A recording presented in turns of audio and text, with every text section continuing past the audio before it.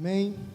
A palavra de Deus em Levítico capítulo 6, verso de número 12, parte A, diz assim: enquanto isso, o fogo do altar será mantido aceso e nunca deverá se apagar.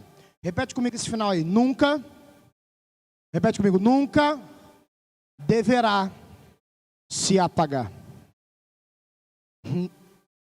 O tema de hoje é: o fogo nunca dorme. E eu quero falar algumas coisas com vocês. E eu entendi, Senhor. Eu entendi o que o Senhor quis fazer. Porque de repente, se nós fizéssemos esse momento aqui no final, poderia não ter sentido para alguns. Por quê? Porque de repente você acha que vai ser uma mensagem muito chapada, e já está chapado aqui esse lugar. Glória a Deus por isso. A presença dele está neste lugar. Mas eu vou conversar com vocês sobre algumas coisas que podem fazer este fogo que está ardendo no teu coração agora se apagar. Esse fogo que está ardendo no teu coração dormir. E a palavra de Deus é bem clara em Levítico 6, em outros textos também do Velho Testamento, porque faz referência a respeito da mesa ali do holocausto. Todo dia de manhã o sacerdote, ele deveria ali retirar as cinzas, colocar lenha nova,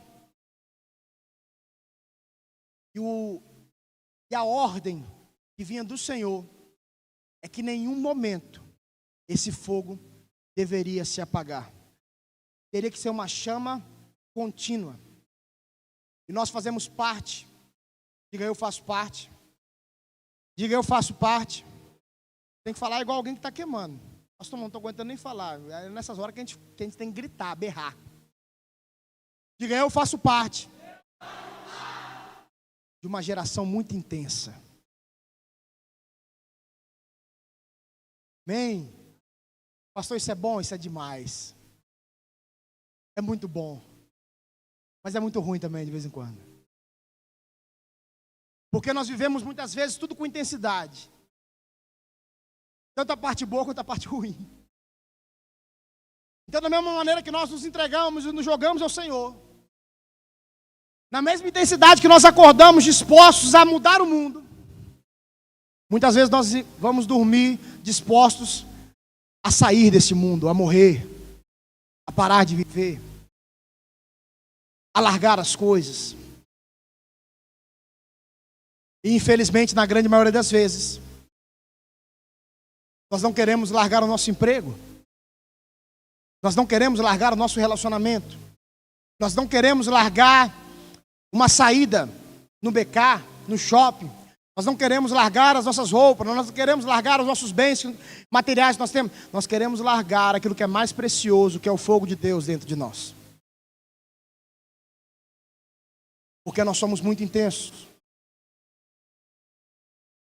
Não é de hoje que eu e a pastora Gal, nós vemos jovens vivendo grandes coisas durante um tempo. E depois nós começamos a chorar e a se entristecer, porque eles estão vivendo grandes coisas, mas no mundo, na cabeça deles são grandes coisas. Mergulhando numa vida de pecado. E de repente você pode dizer bem assim: pastor, essa palavra não é para mim. Eu não estou mergulhado numa vida de pecado, senão eu nem estaria aqui. Mas de repente você é tão intenso, que num dia você mergulha no rio de Deus, e no outro dia você mergulha no rio da podridão, no outro dia você quer mergulhar no rio de Deus de novo. Sabe que doideira doida que acontece? Esse Deus que nós servimos, ele é tão incrível, tão maravilhoso, tão amoroso, tão misericordioso. E se você mergulhar no rio de podridão e no outro dia você pedir perdão, se arrepender e quiser mergulhar no rio dele, ele continua ali com tudo disponível para que você possa viver aquilo ali. Uma palavra que eu quero deixar para você nessa noite, se você esquecer tudo que aconteceu aqui, é que o fogo ele vai estar sempre disponível. Você vai ter sempre a oportunidade de deixar ele acordar dentro de você e ele queimar dentro de você. E o que eu vou falar com vocês são algumas pessoas. E alguns textos que o Senhor me trouxe e ministrou ao meu coração. a respeito de pessoas que tinham a oportunidade e chegaram a viver coisas lindas com o Senhor, mas em determinado momento elas deixaram esse fogo dormir dentro delas. Por N motivos. Nós viemos agora, no último final de semana, de um encontro com Deus de homens. Foi algo extraordinário, tanto lá quanto aqui. Alguns meses atrás, foi quando, meu amor? De mulheres? Em novembro, maio. Em maio nós tivemos um encontro de mulheres. Foi extraordinário o que Deus fez lá. Não estava lá, mas a minha esposa conta tudo. E mulher conta nos detalhes. Homem é mais ruim para isso.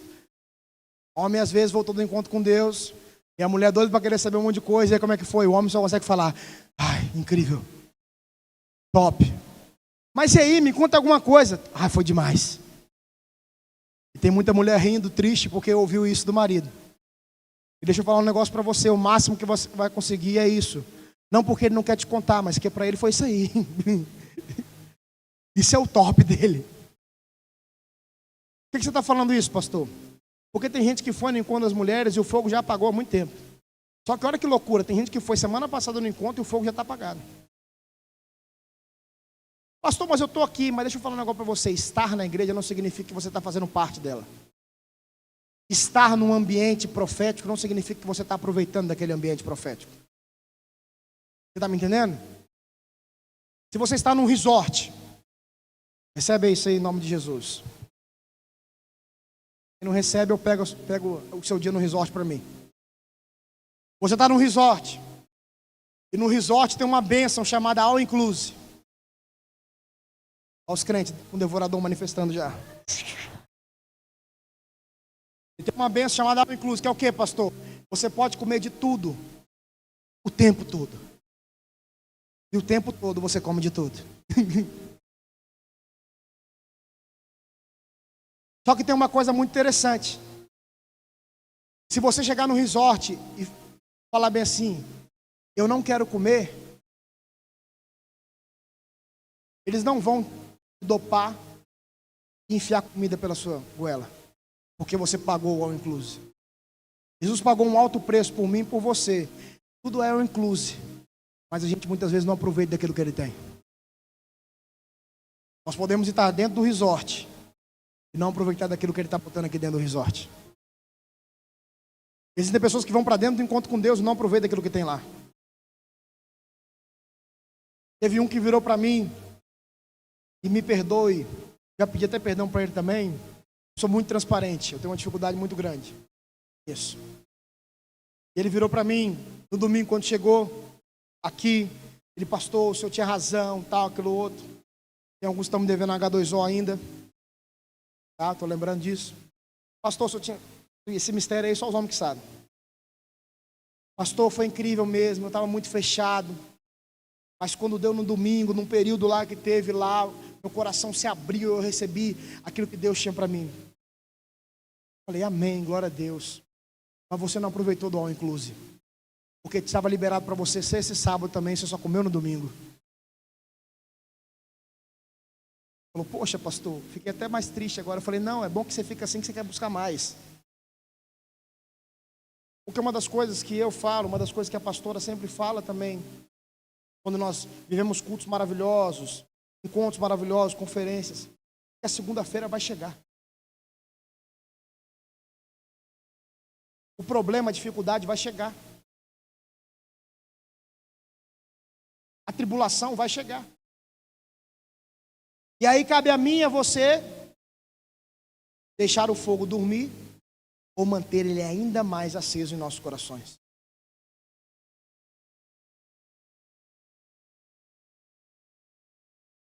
Você tem pastores aqui que são humanos, pastores e ministros, igual você. Pecadores, igual você.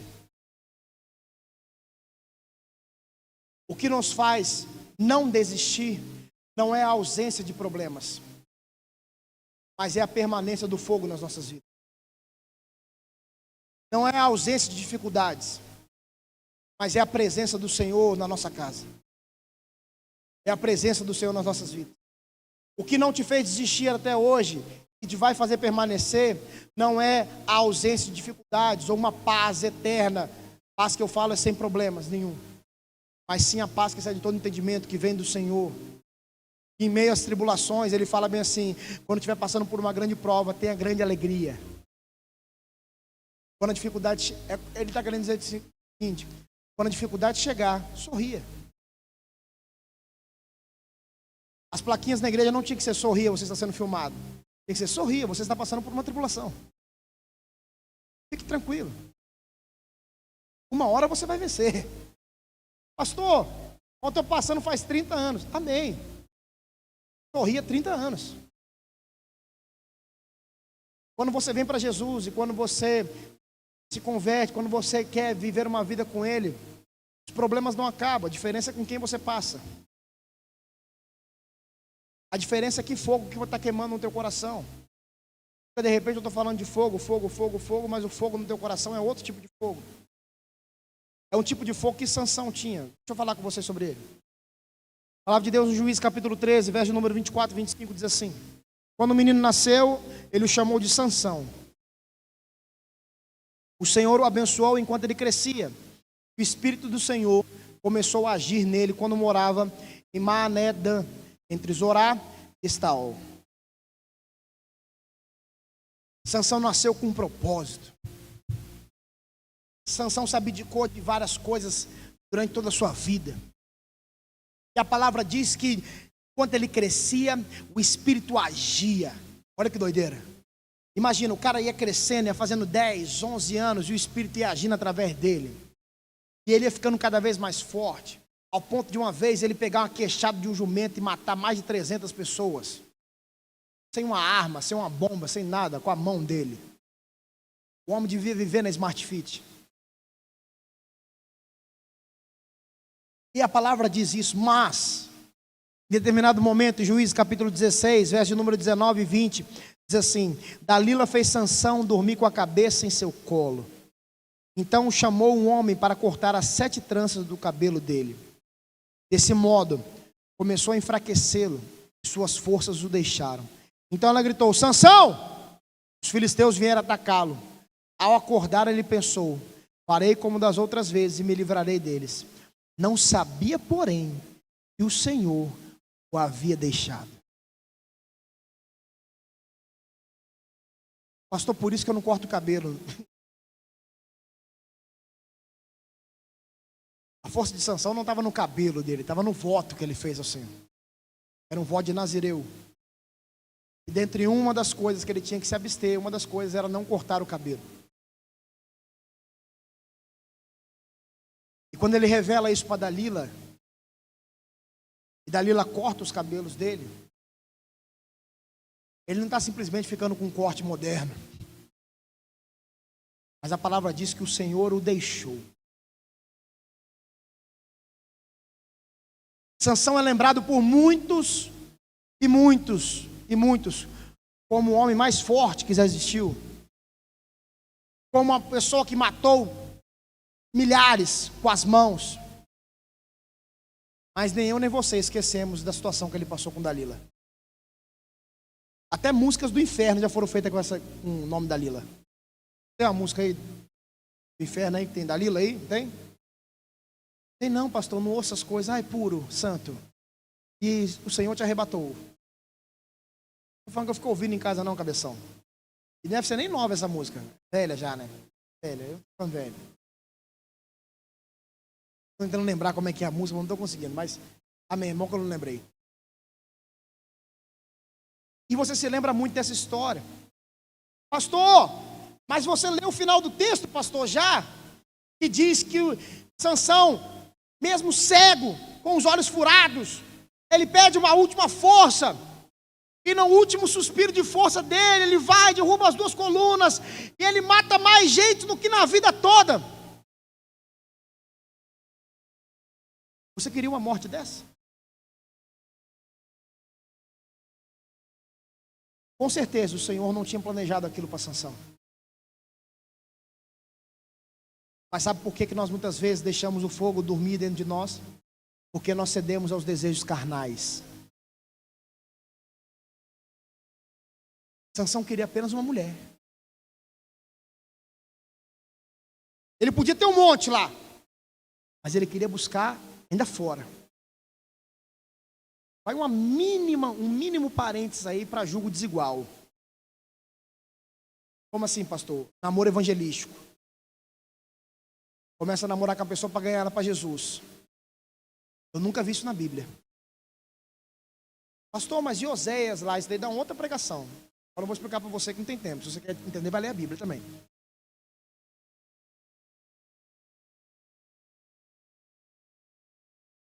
Sansão se rendeu aos desejos carnais. E muitas das vezes o fogo adormece dentro de mim, de você, porque nós cedemos à pornografia, à mentira, à fornicação, ao homossexualismo, à cobiça. Nós falamos muito aqui sobre processos, sobre estações. Quem aqui é solteiro, levanta a mão. Levanta a mão alto. Não tem vergonha não? Isso. Viva a tua fase de solteiro. Não viva a tua fase de solteiro desesperado, querendo casar, querendo namorar. Quanto mais desesperado você fica, cabeção, mais é a chance de você errar. Busque a Deus. Quem aqui está namorando? Levanta a mão. Isso. Está namorando com alguém que não é crente, já toma essa paulada aí de graça aí hoje. Hoje é um incluse. Eu não estou mandando recado para ninguém não, tá, gente? Pelo amor de Deus. Que a palavra diz isso. Quem aqui está casado, levanta a mão. Esse tem que levantar a mão com alegria. Ê! Viva a tua fase de casado. Ainda bem que minha esposa gritou, glória a Deus. Viva a tua fase de casado. Mas quem está solteiro, quer namorar. Quem está namorando, quer transar. Quem está casado, quer separar. Porque não sabe viver a fase. E a partir do momento que você começa a buscar mais a sua carne, satisfazer mais a sua carne, do que buscar a Deus, esquece. Sabe por que esse monte de divórcio aí? Porque as pessoas começam a amar mais as pessoas do que a Deus. O dia que eu amar mais a minha esposa do que ao Senhor, eu vou estar cometendo a maior traição que eu posso cometer com ela. Porque ela só se casou comigo porque ela sabia que eu amava mais a Deus do que ela. E assim, mesma coisa. Na verdade, ela até mais um pouquinho. Ela ama muito mais a Deus. Aprendo com ela. Então, a palavra de Deus ela é muito radical sobre a questão de desejos. Ela diz bem assim, se teu olho te faz pecar, faz o quê? Arranca e joga fora. É melhor você entrar sem um braço no céu do que ir com os dois braços para o inferno. Pelo amor do Senhor Jesus Cristo. Não vai chegar em casa cortar um braço, ou não vai chegar em casa arrancar um olho. Hoje em dia tem que explicar, gente. Não tem que explicar? Tem gente querendo ser cachorro. Daqui a pouco tem cachorro querendo ser gente também. O Derek daqui a pouco vai chegar lá em casa e falar bem assim, eu quero deitar aí e eu vou ordenar aqui a casa. Faz isso porque é irracional. Mas a palavra é muito radical, sabe por quê? Porque ela sabe que os desejos da carne, eles irão fazer você deixar o fogo adormecer dentro de você. E essa palavra é para quem tem 10 anos, para quem tem 70. Porque quando a palavra diz que nós devemos matar a nossa carne todos os dias, se ela está falando todos os dias, é porque todo dia ela quer renascer. Todo dia ela quer mostrar um negócio que é mais fácil para você. Todo dia ela quer fazer com que você adormeça o fogo que está queimando no teu coração. Mas essa é uma ótima noite para você entender. Quem vai vencer na tua vida é o Espírito Santo e não a carne. Mas você que vai escolher. Sansão teve a escolha dele. Estava disponível para ele. Estava disponível para Sansão ter uma história ilibada. Assim como Jó teve, assim como Enoque teve. Uma história só de conquistas. Mas em um certo momento ele resolveu deixar esse fogo adormecer. Você quer ver um outro exemplo? Saul. palavra de Deus diz em 1 Samuel 10, capítulo 1. Meu Jesus amado. Não diz isso não, é o tempo que eu falei. Samuel pegou uma vasilha de óleo e derramou sobre a cabeça de Saul. Depois beijou Saul e disse: faço isto porque o Senhor o nomeou como líder de Israel, sua propriedade especial. Uau! Como assim uau, pastor? O povo de Israel pediu um rei. E dentre muitos e muitos homens que existiam naquela época, Deus escolheu Saul. Mas se eu perguntar a alguém que não conhece a Bíblia, mas que já ouviu algum filme da Record, quando for perguntado se Saul era um bom homem ou um homem ruim, o que eles vão responder? Homem ruim. Por quê, pastor?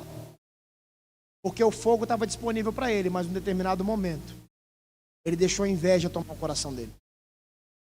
Em determinado momento, ele começou a focar mais no fogo que estava queimando no cara do lado, do que no fogo que tinha que queimar no coração dele. E a palavra de Deus diz, em 1 Samuel 16, 14, um dos textos mais fortes que eu considero da Bíblia que a gente vê. O Espírito do Senhor se retirou de Saul, e o Senhor enviou um espírito maligno que o atormentava. Por que o Senhor fez isso? Porque Saul cedeu, deixou o fogo adormecer. E o espírito maligno foi enviado para que um homem, menino, chamaremos até de um moleque, que estava lá atrás, nas malhadas, tendo as ovelhinhas do pai, aparecesse para fazer uma música ao vivo para Saul. Toda vez que esse menino tocava a harpa, o espírito maligno de Saul ia embora. Aleluia, pastor, que top. Top porque não era você. E uma vez, quando Davi estava tocando a harpa, Saul ficou tão irado que ele pegou uma lança, tá? Tentou lançar em cima de Davi para matar ele. Já não foi em algum lugar que a música estava muito ruim? Aí de repente você nunca fez isso. Não era a música que estava ruim, mas era porque Saul deixou o fogo adormecer. Hoje nós poderíamos estar pregando aqui e falando que Saul foi o maior rei de Israel. Hoje nós poderíamos estar pregando aqui que o filho de Saul se tornou um dos melhores reis e o neto de Saul foi um dos melhores, mas Saul deixou o fogo adormecer. E a palavra diz que o Espírito do Senhor se retirou dele. E quem assumiu o reinado de Israel não foi o filho, não foi o neto, não foi ninguém da família de Saul, mas sim Davi.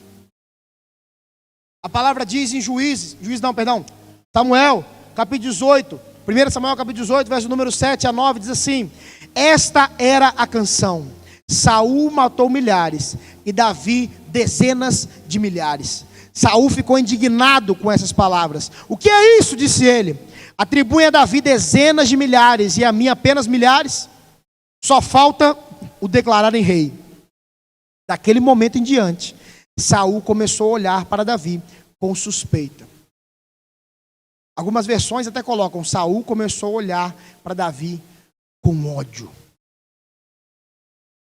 Porque as pessoas começaram a ver que o Espírito do Senhor estava com Davi e não com Saul.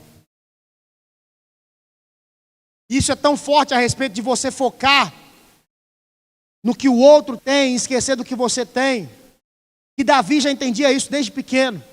Porque quando Davi foi lá perante o rei e falou bem assim: tem um gigante lá desafiando Golias, e ele quer matar, e ele quer destruir o nosso povo. E eu me propus, me candidatei aí, eu vou lá brigar com esse homem, eu vou matar esse homem. E eu imagino que alguns olhando para ele começaram a rir. Só que Saul falou que ele era muito fraco, mas Saul tomou uma atitude. Saul falou bem assim: Pega a minha armadura de guerra e coloca em Davi. Quando colocou aquele negócio todo em Davi, Davi virou e falou bem assim: eu não estou conseguindo andar. Pode tirar isso de mim. Era como se Davi estivesse falando bem assim: o que Deus deu para você, Deus deu para você, mas Deus deu algo para mim. Eu vou usar aquilo que Deus deu para mim, não aquilo que Deus deu para você. Davi estava tentando ensinar a Saul aquilo ali, mas Saul não aprendeu. E muitas vezes, Deus tem coisas grandes e maravilhosas para fazer na minha e na sua vida. Mas nós nos importamos mais e focamos mais naquilo que Deus está fazendo na vida do outro, do que Deus está fazendo na nossa. Eu não estou falando que você não pode celebrar as vitórias daqueles que estão do seu lado. Diga assim: eu vou celebrar as vitórias daqueles que estão perto de mim. Mas o Senhor não quer que você conte o testemunho do outro, o Senhor quer que você conte o teu testemunho. Aquilo que o Senhor deu para fulano, Ele deu para fulano. Ele tem algo para dar para você. Eu sou casado com aquela mulher ali, linda, maravilhosa. Deus deu algo para ela, Deus deu algo para mim. Eu celebro as vitórias dela e ela celebra as minhas. Pastor, mas vocês são uma só carne. Sim, nossos chamados coincidiram e nós estamos caminhando juntos. Mas eu tenho plena convicção que Deus deu coisas para ela que não deu coisas para mim, que não deu para mim. E ela sabe também que Deus deu coisa para mim que não deu coisa para ela. Aquela mulher ali ora, que é um troço de louco. Eu oro também, mas não sou intercessor como ela é uma intercessora. Eu canto, ela também. E antes ela não cantava, mas agora até no de Páscoa ela cantou também. Quem não viu? É isso que eu estou dando para ela também. Mas o que eu estou querendo dizer, aquilo que Deus deu para o Gabriel, aquilo que Deus deu para o Elias, aquilo que Deus deu para a Pamela, aquilo que Deus deu para a Bianca, aquilo que Deus deu para a Marcelo, deu para cada um, beleza, amém, glória a Deus por isso. Mas, se eu ficar olhando para aquilo que Deus está fazendo através da vida do Elias, esquecer da minha, eu vou fazer igual Saul, vou deixar o fogo adormecer.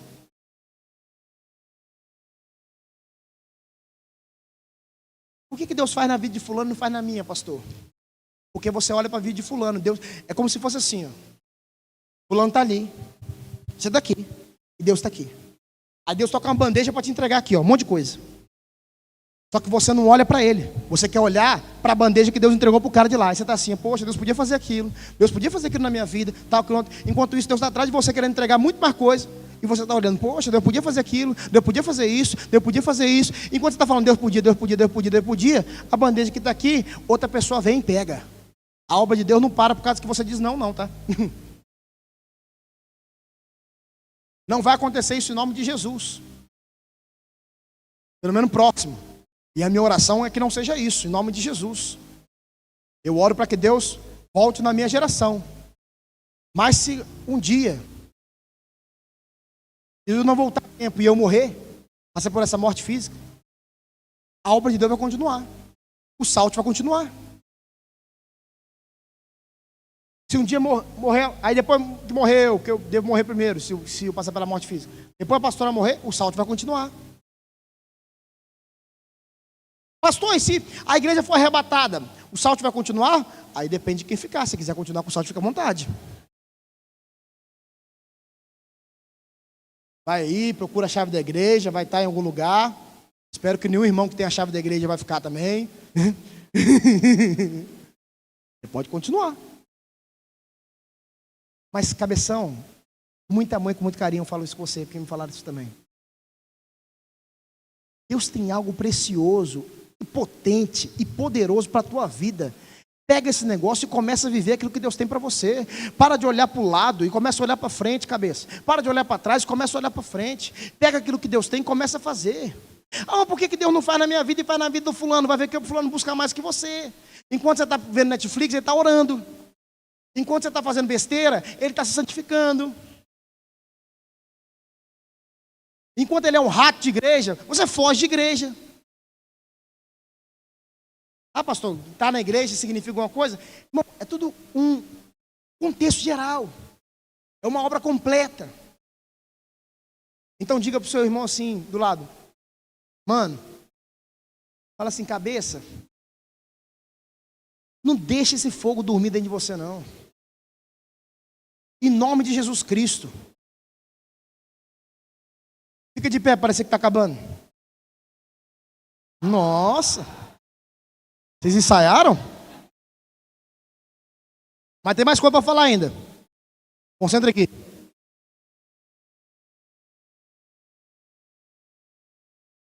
Uma terceira coisa. Uma terceira personagem. Ananias e Safira. Eu separei aqui o texto, mas o texto sobre essa história específica tem 11 versículos. Depois você pode ler em casa, Atos capítulo 5, do verso número 1 ao número 11. Eu não vou ler o texto, não. Vou rapidamente fazer um contexto da história para você entender. Atos capítulo 2, lá atrás, diz que a igreja, ela estava caindo na graça do povo. Por quê, pastor? Porque eles tinham tudo em comum. Eles pegavam os seus bens, juntavam e repartiam entre todos. Está me entendendo? E eles levavam esses bens aos pés dos apóstolos. Em determinado momento, Ananias e Safira, que eram um casal, eles venderam um terreno. E aí, eles combinaram entre eles o seguinte: vamos dizer que o terreno, fazer conta, hein, que perigo, hein? Vamos dizer que o terreno valia R$1.000. Cada um ia dar metade. Quanto que cada um ia dar? Supletivo lá. 500.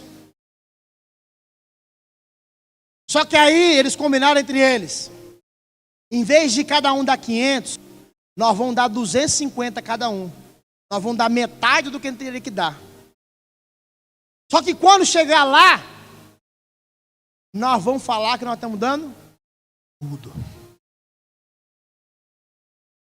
Quando a Ananias chega e fala bem assim para Pedro: eu estou aqui dando a minha parte toda do terreno. E Jesus, está repreendido. Colocando a minha versão para você entender mais rápido a Bíblia. Pedro vira e fala bem assim: por que você está endemoniado desse jeito? Que a palavra diz: por que você deixou Satanás entrar no teu coração? Pastor, que coisa feia, né, que Ananias fez. Mentiu. E aí Pedro pegou, puxou a orelha dele e falou assim: não pode mentir. Ananias, está de castigo. O que aconteceu? Ananias bateu, morreu. Porque ele não mentiu para os apóstolos, ele mentiu para o Espírito Santo de Deus. Se fosse assim hoje, que perigo, hein? Só que aí, devia ter uns caras que gostaram da parada. Em vez de deixar Ananias ali à mostra, e a mulher chegar e ver o que tinha acontecido, e desistir da história, eles tiraram o corpo de Ananias dali. Aí chega Safira. Vou enganar os trouxas. E aí quando ela entrega e fala a mesma coisa, Pedro chega e fala bem assim: ô endemoniada, seu marido acabou de passar por isso. Pode trazer, pode parar lá o Parque da Paz lá, mais um.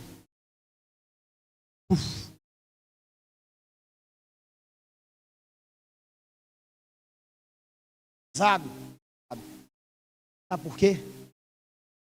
Eles poderiam, Elias, Bernardo, Ingrid, Rebeca, ministra Rebeca, eles poderiam chegar lá e falar bem assim: nós vendemos o terreno todo, mas nós só vamos dar metade. A outra metade nós vamos comprar uma parada aí nossa aí. Poderiam fazer isso? Poderiam? Sim. Mas sabe por que muitas vezes o fogo adormece na minha e na sua vida? Porque a gente é orgulhoso e soberbo. E aquilo que Deus está fazendo na vida do outro, a gente quer fazer igual, sem ter a mesma busca, sem ter a mesma vontade, sem ter o mesmo coração. Eles olharam para o que estava acontecendo e falaram bem assim: está todo mundo entregando tudo, vamos fingir que nós estamos entregando tudo.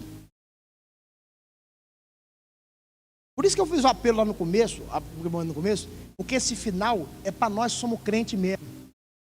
Sabe por quê? Porque às vezes você acha bem assim, eu tô já pá.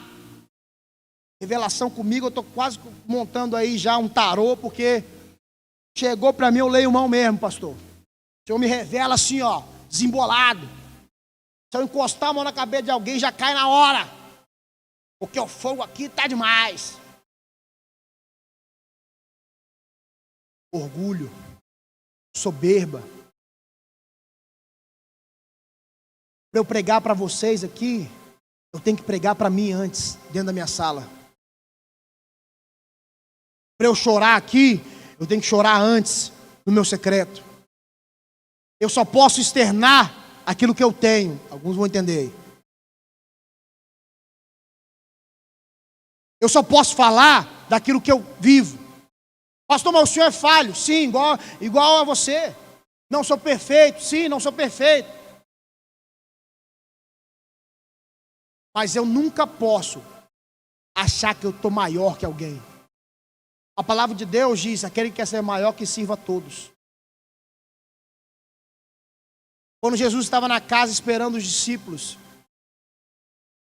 esse negócio do lava-pé, quando Jesus lava o pé dos discípulos, não foi um negócio à toa. Como assim, pastor? Era costume da época. Quando você entrava numa casa, você lavasse os seus pés. Por quê? Naquela época era tudo de terra. E as sandálias eram todas abertas. Ou as pessoas andavam descalços.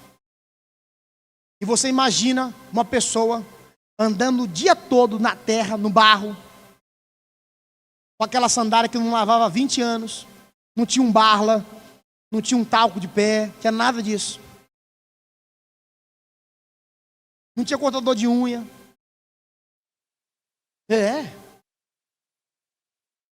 Não tinha unha de gel. Tem nem se tem pro pé, mas não tem, né? Daqui a pouco vão inventar também. Tem sim. O pé também? Tem pro pé também. Não tinha isso. Era do jeito que tava, mano. Se tava encravada saindo pus, era aquilo ali mesmo. Por que você está falando isso? Porque uma das coisas que nós mais temos nojo numa pessoa, normalmente, é o que? O pé dela. É igual tipo, meu filho, tem 2 anos. Ele chega com o pé sujo. E todo mundo fala o quê? Ai, que lindinho. Teve uma vez que minha esposa pegou, deu um beijinho. Ai, o pezinho sujo dele. Eu falei assim, quero ver quando ele fizer 12 anos. Chegar com um pé preto aqui na sua casa. Com aquele tampão do dedo esfolado porque jogou bola. E chutou a rua. Se você vai chegar e dar um beijinho no pé dele. Ela falou, claro. Eu falei, Jesus foi ali e lavou o pé de todos. E eu quero concluir com vocês falando sobre um cara que ele lavou o pé. Mas o cara não queria lavar o pé de jeito nenhum. Quando Jesus foi para cima de sempre Pedro, né? Jesus foi lavar o pé de Pedro, ele falou, ele tá doido? Desencravei essa unha ontem, Senhor, tá suja ainda. O Senhor vai lavar o meu pé? Jesus vira para ele e fala bem assim, se eu não fizer isso, eu não tenho parte com você. Jesus estava querendo dizer, tipo assim, se eu não fizer isso com você, você não é um dos meus.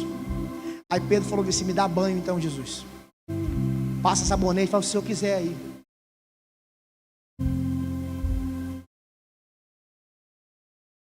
E sobre Pedro,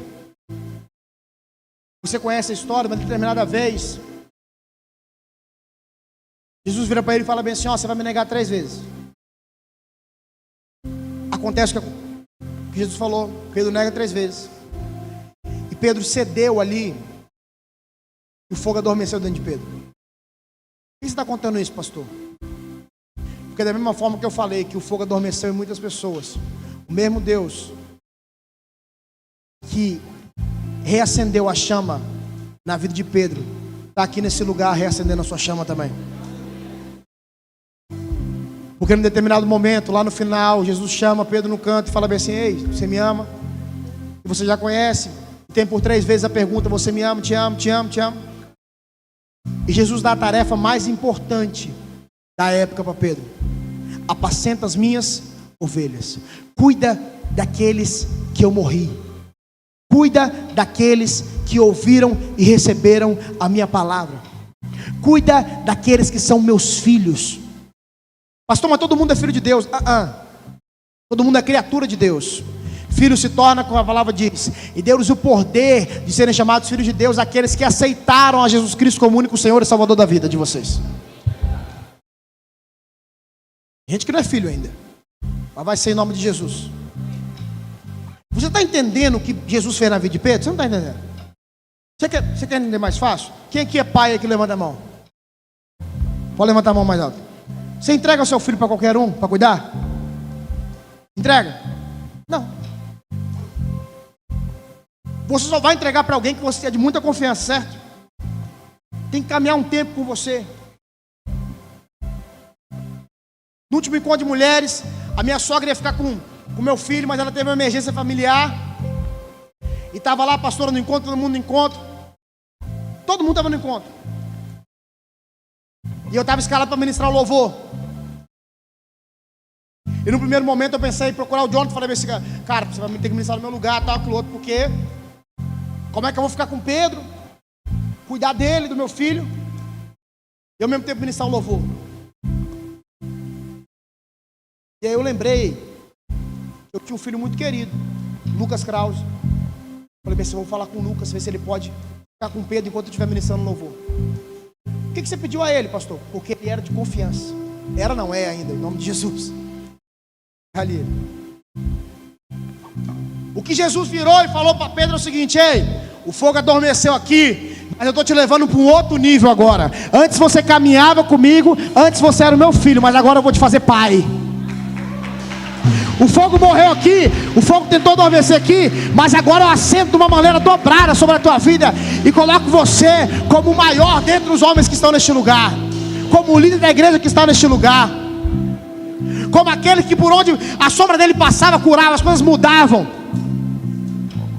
sobre aquele que viveu intensamente o evangelho, ao ponto de quando foi morrer, virar e falar bem assim: se eu for ser crucificado, eu não sou digno de morrer como Jesus. Aquele que negou a Jesus foi crucificado de cabeça para baixo, porque falou bem assim: eu não sou digno de morrer como aquele que morreu por mim.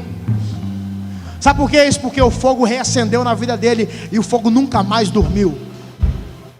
Sobre a tua vida eu tenho isso nessa noite.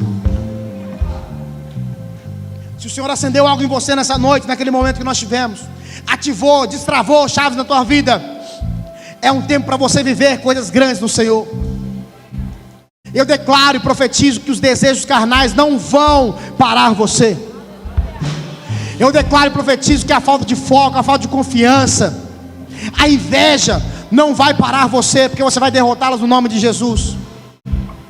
O orgulho e a soberba morrem na tua vida nessa noite, em nome de Jesus, para que você possa viver tudo aquilo que Deus tem para você.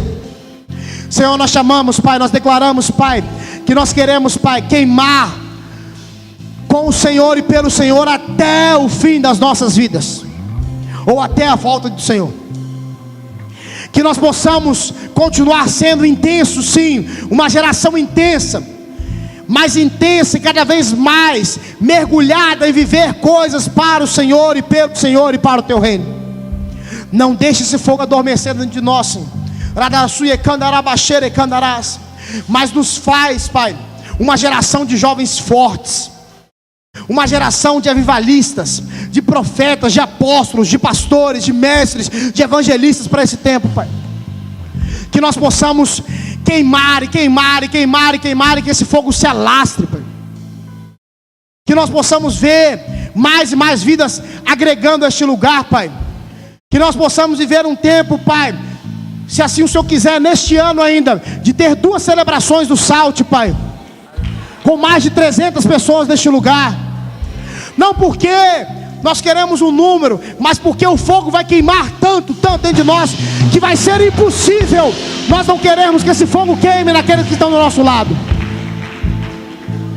Nós recebemos a palavra que vem do céu nessa noite sobre as nossas vidas, e declaramos que nós viveremos realmente uma nova estação, um novo ciclo, um novo tempo sobre as nossas vidas, onde seremos incendiados pelo teu fogo todos os dias. Nós oramos assim, e que a graça do nosso Senhor Jesus Cristo, o amor incondicional do nosso Deus Pai, e as eternas consolações, a amizade e o fogo do Espírito Santo de Deus, e seja sobre a minha vida, sobre a vida de cada um dos teus filhos aqui, e sobre todo o povo de Deus espalhado pela face da terra, agora e para todos sempre. Amém, amém e amém.